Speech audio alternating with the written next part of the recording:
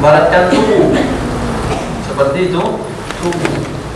Sementara ikhlas adalah diibaratkan dengan jiwa atau roh daripada jasad tersebut. Allah Subhanahu wa ta'ala di dalam Al-Quran selalu mengingatkan kita dan menceritakan kepada kita, di antaranya fa'budillaha mukhlishan lahud din. Ini perintah. Allah menceritakan wa ma umiru illa liya'budullaha mukhlishina lahud din. Jadi kalimat ikhlas ini berulang-ulang di dalam Al-Quran Al-Karim. Dan Rasulullah SAW sangat menakut dan sangat takut terhadap umatnya adalah asyirkul khafi wa huwa riya, syirik yang sama, yaitu riya. Kemudian ikhlas juga mempunyai tahapan. Ada salasi darajat, ada tiga tingkatan. Kalau tadi secara umum diceritakan bahwa al-abrar dan al-muqarrabun atau al-abrar dan al-muqarrabin. Ada ikhlas orang-orang yang biasa secara umum. Ada ikhlas orang-orang yang istimewa. Ada ikhlas orang yang istimewa dari yang istimewa. Jadi ikhlasul awam, ikhlasul khawas, ikhlas khawasil khawas. Tingkatan pertama adalah ikhlas orang-orang awam, ikhrajul khalq min muamalatil haqq ma'a talabil hudud ad-dunyawiyyah wal ukhrawiyyah. Dia mengeluarkan dari hatinya segala makhluk ketika bermuamalat kepada al-haq Allah Subhanahu wa ta'ala, untuk mencari bagian dunia ataupun bagian-bagian akhirat.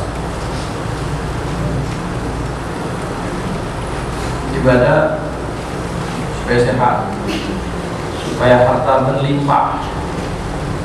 Beribadah supaya mendapatkan al-qusur wal-hur, al-qusur wal-hur, mendapatkan istana nanti di surga dan bidadari. Nah, ini tingkat dasar yang dia harus hilangkan semua itu. Kenapa? Dia bilang saya ikhlas, saya tidak kenal orang, tapi di hatinya masih mengharapkan supaya hidupnya bahagia, supaya hidupnya senang, supaya dia mendapatkan bagian-bagian yang pernah dijanjikan di dalam Al-Quran ataupun hadis-hadis Rasulullah SAW. Ini yang pertama.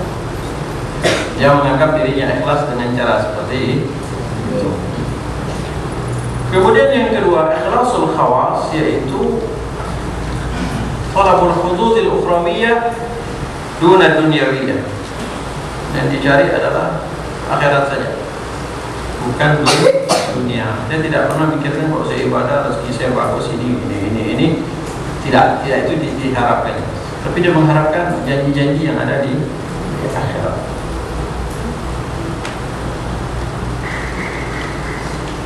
Kemudian yang terakhir, ini tingkat yang terbaik, ikhlas khawasil khawas, ikhrajul huzuzil kulliyah. Jadi dia mengeluarkan dari hatinya semua bagian dunia akhirat tidak diharapkan. Fa ibadatuhum tahqiqul ubudiyyah wal qiyam bi wadha'ifir rububiyyah aw mahabbatan wa syauqan ila ru'yati. Jadi ibadah mereka adalah hanya kebenaran sebagai hamba harus ibadah. Ini adalah tugas daripada Allah Subhanahu wa ta'ala.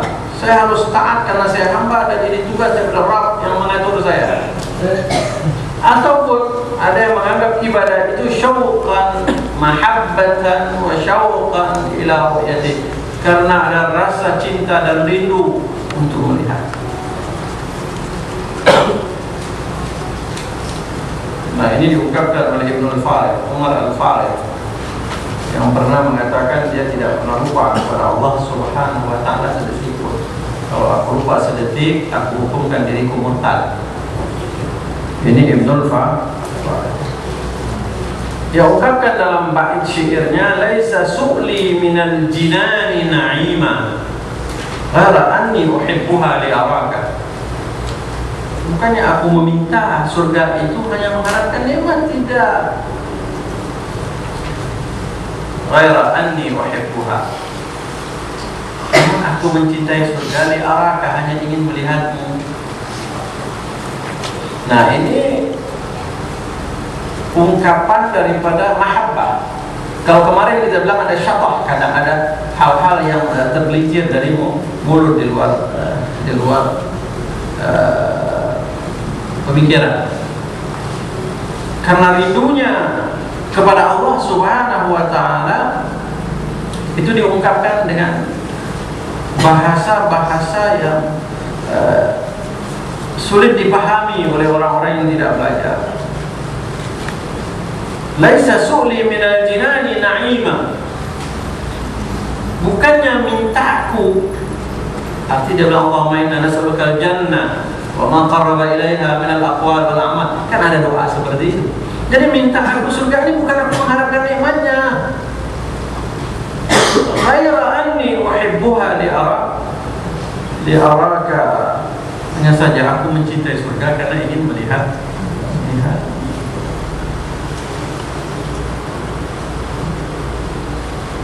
Dan ini ungkapan-ungkapan para pecinta, orang yang dimabuk oleh cinta.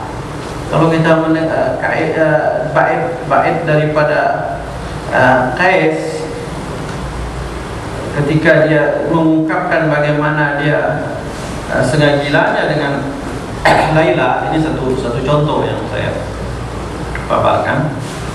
Maka ia mengatakan kalimat uqabbilu dal jidar wa dal jidar,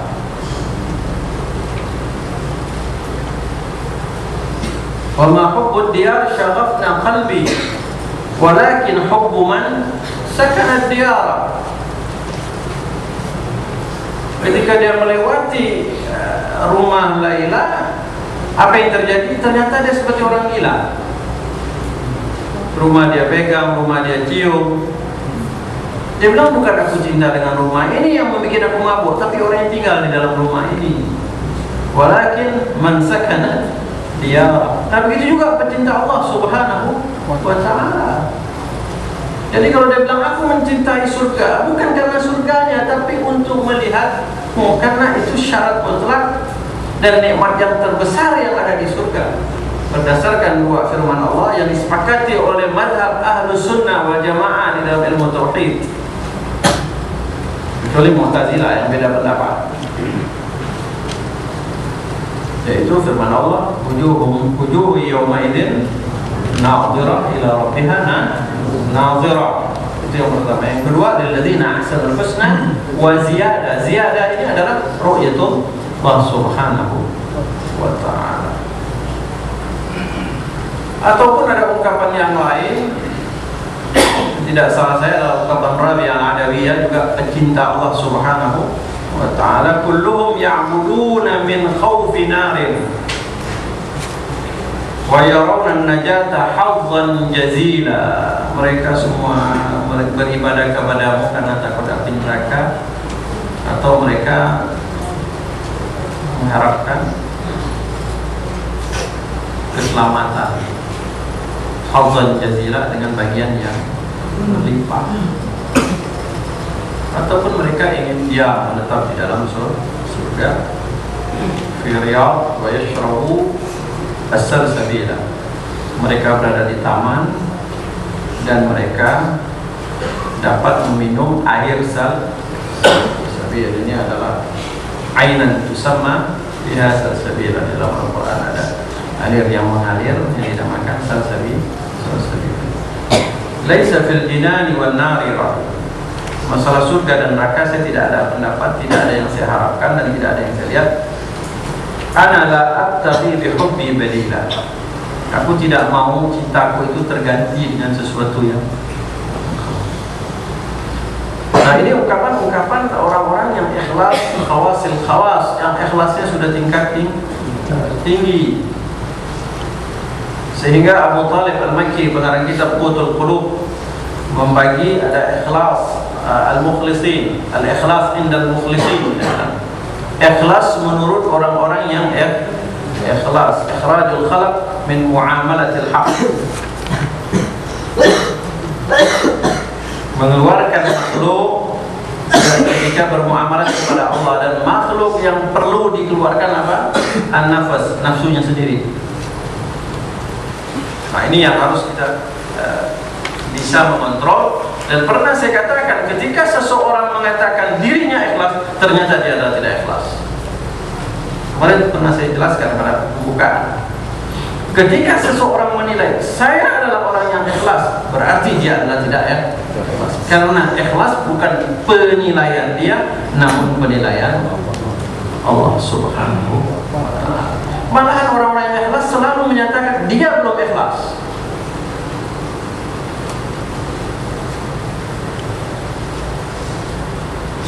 Ini yang harus betul-betul kita perhatikan. Kemudian ada lagi ikhlas indal muhibbin. Ikhlas menurut pencinta, orang-orang yang pada dirinya ada mahabbah kepada Allah Subhanahu wa ta'ala. Alla ya'malu 'amalan li ajli an-nafsi wa illa dakhala 'alayha mutala'atul 'iwad aw al-mail ila hadd an-nafsi. Jadi dia beramal, agar dia beramal bukan dikarenakan diri, bukan dikarenakan nafsu. Kalau tidak, maka akan muncul pengharapan pembalasan daripada amal tersebut. Ataupun beramal itu cenderungnya dengan nafsu, dan ini sering. Kadang ada orang yang beramal nafsu. Oh, saya bisa, lakukan terus. Dan Rasulullah SAW melarang cara beramal seperti itu, yang menurut dia baik, menurut dia lebih baik dari orang lain. Ketika seseorang datang kepada Rasulullah, ya Rasulullah, kemarin saya datang kepadamu. Loh, kenapa? Dahulu engkau adalah husnul hay'ah, penampilanmu bagus, kata Rasulullah. Kenapa sekarang menjadi kusut seperti ini? Kenapa menjadi kurus? Saya, Rasulullah, tidak berhenti puasa terus. Nah, ditegur oleh Rasulullah SAW. Karena apa? Ibadah seperti ini adalah al-mail ila nafs, cenderung kepada nafsu. Ini susah sekali dibedakan. Ketika akan melakukan sholat malam, saya lakukan sholat malam 2 rakaat, tambah 2 rakaat, tambah 2 rakaat, tambah. Dia harus kontrol kemauan ini, kemauan nafsu, atau betul karena Allah ikhlas. Kalau kemauan nafsu tidak lama itu, mungkin 1 malam, mungkin 2 malam, mungkin 3 malam habis. Dan sering ketika belajar, para asatidz, para guru mengingatkan, jangan kau beramal seperti ini, karena amalmu adalah nafsu. Mungkin kau mengamalkan sunnah begitu luar biasa senangnya, namun nanti wajib kamu hilang, kewajiban kamu hilang. Ketika 10, 20 rakaat menjelang subuh ngantuk tidur, akhirnya bangunnya terbit matahari. Tidak ada arti tahajud yang kita lakukan, kewajiban hilang. Wa khalifin nafsa wasyaitana wa'asihima wa in huma ma'adhaka nusha fattahimi, kata Imam Al-Busiri di dalam Burda. Jadi ini bentuknya nasihat ini. Bukan lagi, tapi kamu harus fattahimi, berhati-hati, merasa curiga.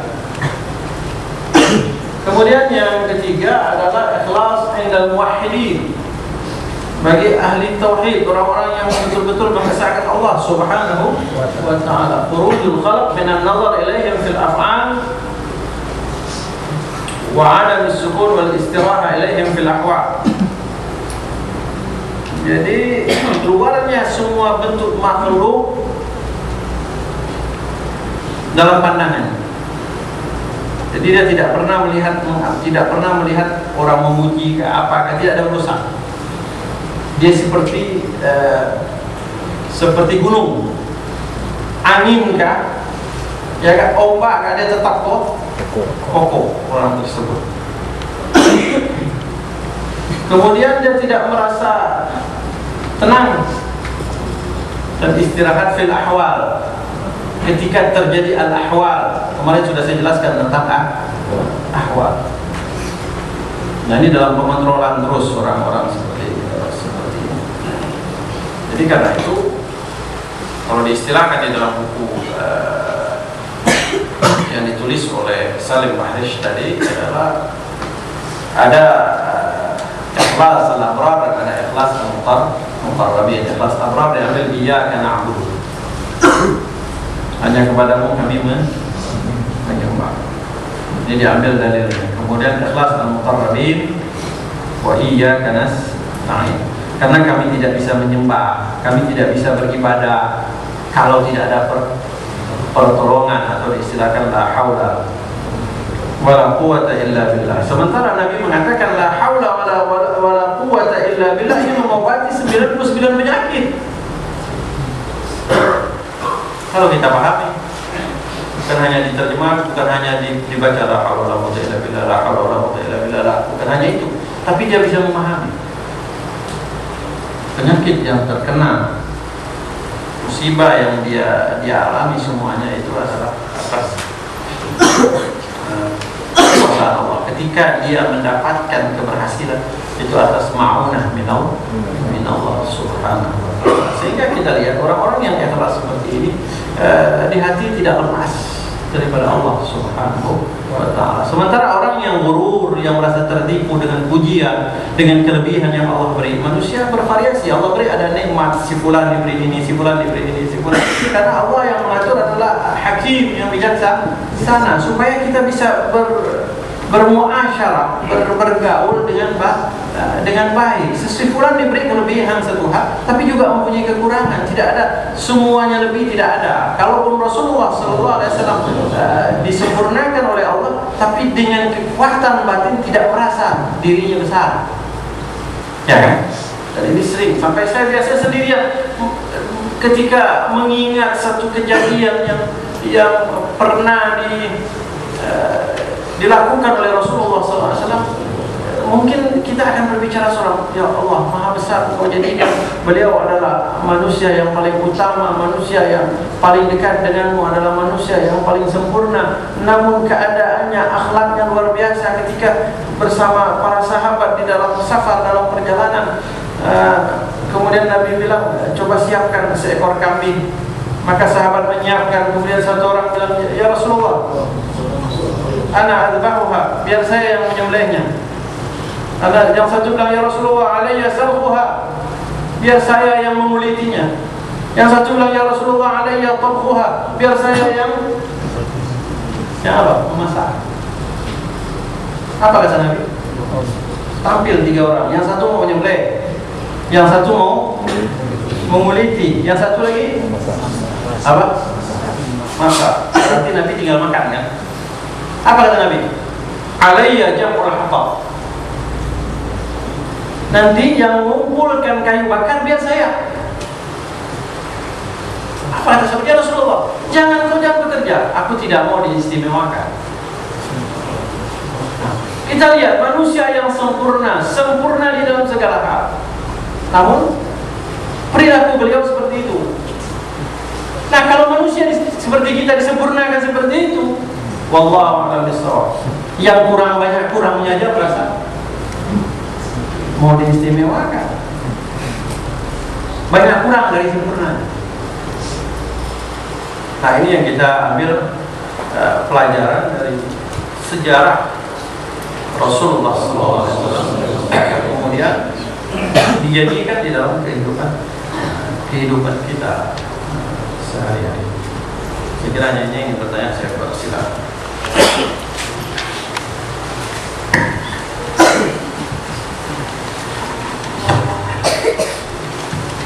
Assalamualaikum. Saya pernah baca di dalam Al-Quran yang artinya, jika kamu memberi orang makan, jangan kau harapkan balasannya ataupun ucapan terima kasih. ini mungkin ada kaitan dengan keikhlasan. Mohon penjelasan dari saya. Sekian. Wassalamualaikum warahmatullahi wabarakatuh. Di dalam Al-Quran memang ada ayat, tapi kita harus pahami sababun nuzul daripada ayat tersebut. Terjadi terhadap Sayyidina Ali karramallahu wajhah. Di saat itu beliau berpuasa Nadar. Puasa hari pertama, ketika akan buka, kita bisa bayangkan buka itu adalah sa'atul farah, saat-saat kita gembira, ya kan? Nabi bilang lisa'il farhatan, farhatun inda iftari, farhatun inda liqa'i Rabbi. Saat-saat kita gembira, Sayyidina Ali waktu akan berbuka datang seseorang pengemis, seorang miskin. Hai Ali, berikanlah kepada kami rezeki yang Allah berikan kepadamu. Saya sudah tidak makan 2 hari. Sayyidina Ali berpikir, dia berpuasa 1 hari, orang ini tidak makan 2 hari, dia lebih susah diberikan makanan. Jadi beliau berbuka hanya dengan air. Memang keadaan ekonomi yang sulit bisa. Kemudian besok berpuasa lagi. Ketika akan berbuka, datang lagi anak yatim. Hai Ali, saya tidak makan 3 hari. Saya berpikir, saya baru 2 hari. Ini orang sudah 3 hari. Diberikan lagi. Hari ketiga, puasa yang ketiga, akan berbuka, datang lagi. Yaitu asir yang datang. Orang yang dari tawanan, lepas dari tawanan. Hai Ali, kami sudah saya tidak makan 4 hari. Sayyidina Ali bilang, saya baru 3 hari. Diberikan lagi. Turun firman Allah, wa yut'imuna at-ta'ama 'ala hubbihi miskinan wa yatiman wa asira. Innama nut'imukum liwajhillahi la nuridu minkum jazaa'an wa la syukura. Dan dia memberi makanan yang dia senangi, 'ala hubbihi, pada miskin pertama tadi, yatim yang kedua, asir orang yang lepas dari tawanan tadi, orang yang ketiga. Sesungguhnya kami memberi makan kepada kalian karena Allah. La nuridu minkum jazaa'an wa la syukura. Kami tidak mengharapkan balasan dan ucapan terima kasih kepada kalian.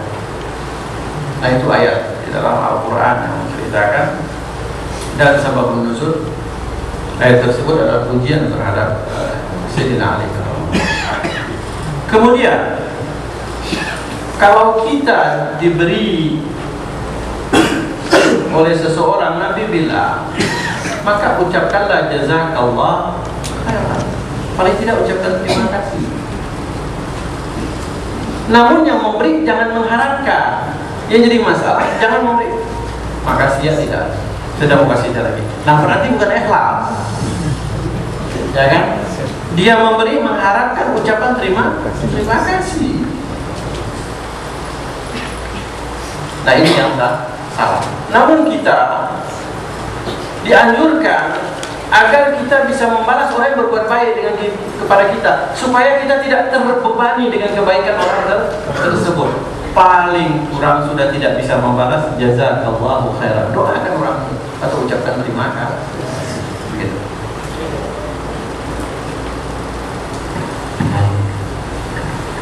Apakah ikhlas itu bisa diusahakan? Kalau bisa diusahakan, bagaimana caranya? Itu yang pertama. Mungkin keikhlasan yang tidak tinggi, apa yang dikatakan Rasulullah, cuma dijadikan sholat sebagai penenang jiwa. Yang saya tanyakan, penenang jiwanya bagaimana? Sholat itu apakah penenang jiwa dalam kerisauan ataupun syukur dan sebagainya?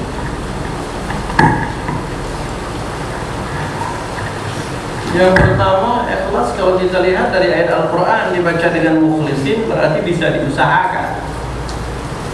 Dan ada dua, ada yang berusaha, ada yang memang diberi oleh Allah Subhanahu wa Ta'ala untuk ikhlas. Ada yang melalui perjuangan. Mukhlis itu melalui perjuangan. Mukhlas itu tidak perlu perjuangan. Dan kita lihat Allah Subhanahu wa Ta'ala di dalam Al-Quran menganjurkan kita, berarti bisa. Fa'budillaha mukhlishan lahuddin. Wa ma umiru illa liya'budullaha mukhlishina lahuddin. Berarti bisa diusahakan. Kita ini hidup bukan seperti orang-orang Jabariyah yang semuanya dari Allah, bukan seperti itu. Kita adalah Ahlus Sunnah wal Jamaah. Ada pemahaman. Karena kalau semuanya dari Allah, pukul aja. Ya kan, tampar aja. Kenapa marah? Dari Allah. Nanti dilarang di dalam hadis Rasulullah SAW mengatakan nanti di akhir zaman ada orang-orang semuanya maksiat pun Allah yang menakdirkan. Ar-radu alaihim yawma idzin, menolak mereka, melawan mereka. Subhanallah. Itu di dalam hadis Rasulullah SAW. Kemudian sholat jadi penenang jiwa. Jelas sekali di dalam hadis Nabi bilang wa ju'ilat, dijadikan sholat itu sebagai penenang jiwaku.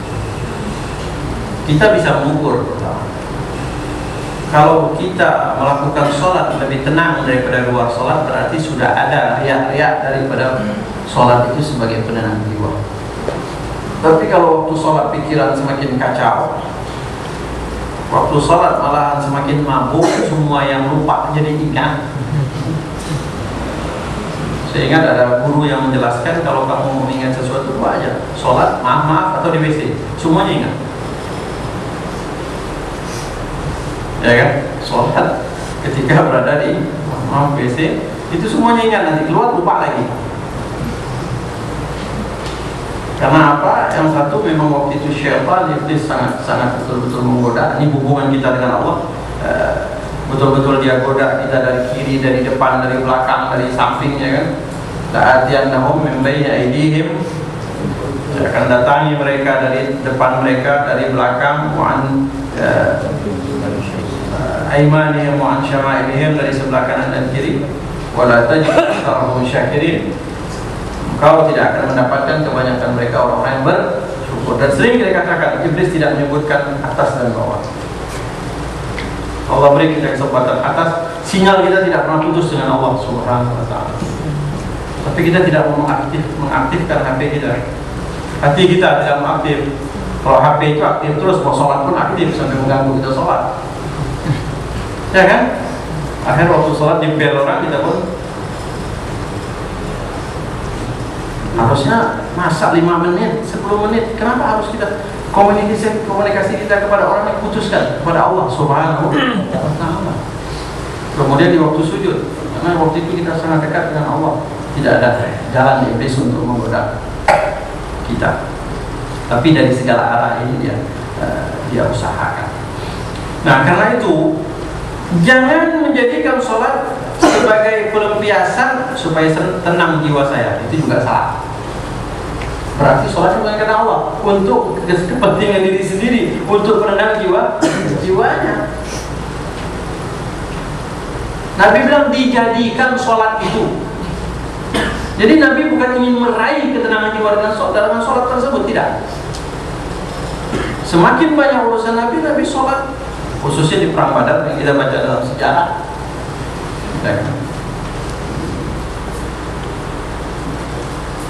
Dan ada dua tingkatan. Ada yang di waktu sholat dia tidak sadar sama sekali dengan apa yang ada di sekitarnya. Sebenarnya ini tingkat-tingkat mula, bukan tingkat tinggi. Dan ada orang yang begitu sholat tapi tetap masih bisa memperhatikan sekitarnya, yaitu Rasulullah SAW. Beliau sholat, beliau masih bisa mendengarkan tangisan bayi.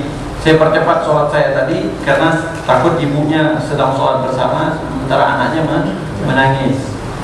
Dia bilang, betulkan saf kalian di belakang karena saya melihat syaitan sebesar anak kambing melewati antara saf-saf kalian. Dan banyak sekali riwayat-riwayat yang menjelaskan ini adalah sholat tingkat tinggi, tidak terpengaruh dengan apa yang dia lihat, tidak terpengaruh dengan apa yang ia dengar, tapi komunikasinya dengan Allah Subhanahu wa ta'ala tetap. Namun ada juga yang memang tidak, seperti sahabat mengatakan ketika Nabi sudah takbir, ka'annana la na'rifuhu wa la ya'rifuna, seakan-akan kami tidak mengenal beliau dan beliau tidak mengenal kami. Masing-masing dengan qad alima kullu unasin masyrabahum.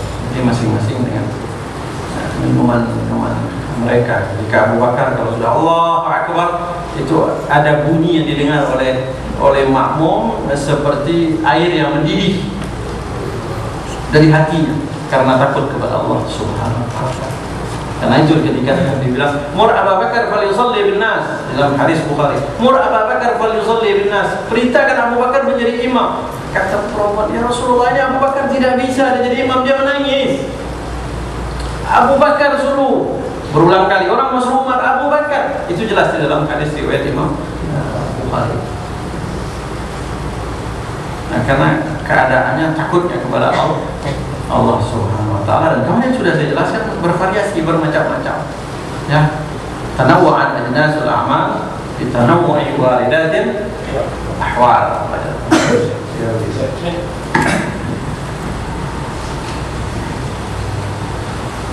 Bagaimana cara mengatasi dosa yang sudah pernah kita tekadkan untuk tidak mengulanginya lagi, tapi setelah ada kesempatan dosa itu terulang lagi?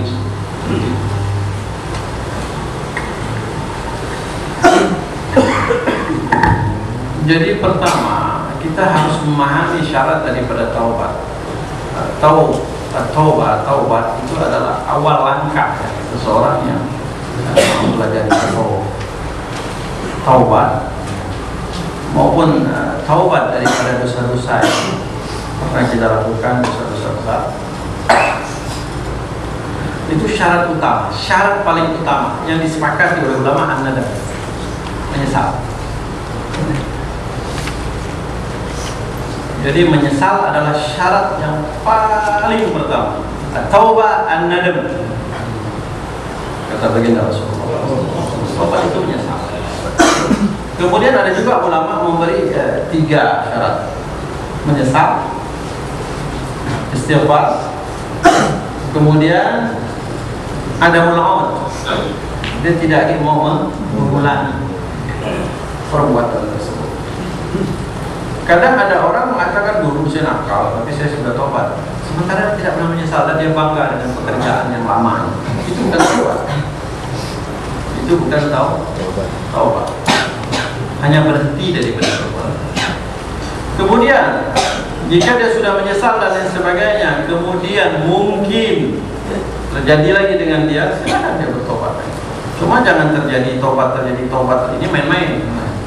Mungkin kedua kali, ketiga kali, Allah telah berfirman, innal ladzina kafaru tsumma amanu tsumma kafaru tsumma amanu, ya kan? Waktu bi'ala dulu kafir iman, akhir dicap hati jadi orang munafik. Jadi pintu taubat tetap terbuka, tapi jangan main-main dalam bertobat. Taubat itu betul-betul menyesali perbuatan tersebut. Itu syarat yang paling pertama. Namun mungkin andai kata dia tergelincir sedikit, nanti ada juga pembahasan babnya tersendiri. Mungkin ada hikmah untuk orang tersebut. Mungkin ada hikmah. Disebutkan orang abrar dinamakan amalillah, beramal karena Allah. Amal muqarrabin dinamakan amalillah, beramal dengan bantuan kurnia Allah. Amalillah menghasilkan sekedar memperhatikan hukum lahir. Amalillah menembus ke dalam perasaan hati. Apa maksud perbedaan dan persamaan? Al-abrar itu sering terus dalam Al-Quran. Ada abrar, ada muqarrabin. Al-abrar ada fi na'im. Abrar orang-orang yang berbuat baik. Orang-orang yang berbuat baik dinilai secara lahiriah baik, tapi belum tentu baik secara batiniah. Karena itu dari disebut abrar. Ada orang yang rajin dia ibadah, semua pelaksanaan ibadah dia lakukan, dan orang ini disebut orang yang abrar, orang yang baik. Tapi belum tentu hatinya merasa kecil di hadapan Allah di waktu beramal itu.